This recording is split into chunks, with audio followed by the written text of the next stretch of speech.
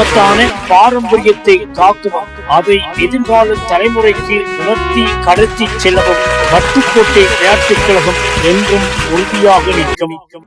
வட்டூர் ஓர் ஊரல்ல, அது ஒரு மரம், ஒரு பண்பாடு, ஒரு தலைமுறையாக நேர்மையுடன் கட்டிய சமூக மண்.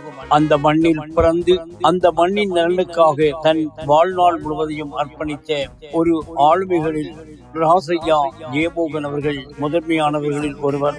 இளமை காலத்திலிருந்தே அவரது சிந்தனைகள் சாதாரணமாக இல்லை.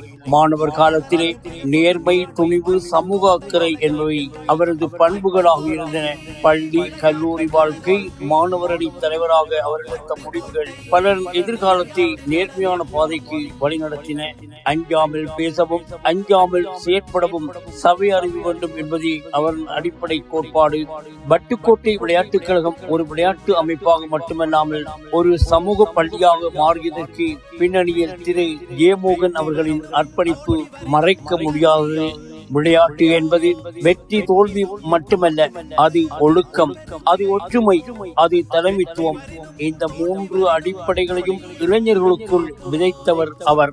பல இளைஞர்கள் திசை தெரியாமல் இருந்த காலங்களில் அவரின் வார்த்தைகள் வழிகாட்டும் விளக்காக இருந்தது.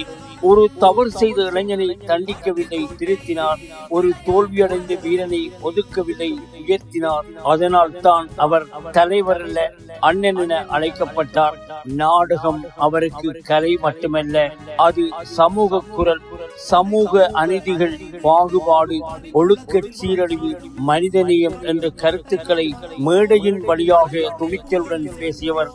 நடிகராகவும் இயக்குனராகவும் அவர் உருவாக்கிய ஒவ்வொரு நாடகமும் ஒரு சமூக பாடமாக இருந்தது. தமிழ் மொழி மீது ஆழமான பற்றும் மரியாதையும் கொண்டவர். சைவ சமயத்தின் அடிப்படை அறங்களான அன்பு, ஒழுக்கம், தியாகம் இவை அவரது வாழ்க்கை நடைமுறையாக இருந்தது. தந்தையாரின் தமிழ் ஆசிரியர் மரபு அவரின் ஆளுமையை மேலும் செழுமைப்படுத்தியது. பிரித்தானியாவில் வாழ்ந்தபோது அவரது அடையாளம் வட்டுக்கோட்டை மனிதன் என்பதே. வெளிநாட்டில் உருவான வட்டுக்கோட்டை கழக கிளைகள், சமூக அமைப்புகள் அனைத்திற்கும் அவர் ஆலோசகர், ஆதரவாளர். 1986 ஆண்டிலிருந்து விளையாட்டு நிர்வாகத்தில் தன்னை முழுமையாக ஈடுபடுத்தினார். வலிமேற்கு பகுதியில் விளையாட்டு அதிகாரியாக பணியாற்றி நேர்மையான நிர்வாகத்துக்கான முன்மாதிரியாக திகழ்ந்தார். பதவி முக்கியமில்லை, பணிதான் முக்கியம் என்பதே அவரது கொள்கை. அவர் விட்டு சென்ற நேர்மை, ஒழுக்கம், சமூக அக்கறை இவை அழியவில்லை. வட்டுக்கோட்டை விளையாட்டுக் கழகத்தின் உறுதிமொழி.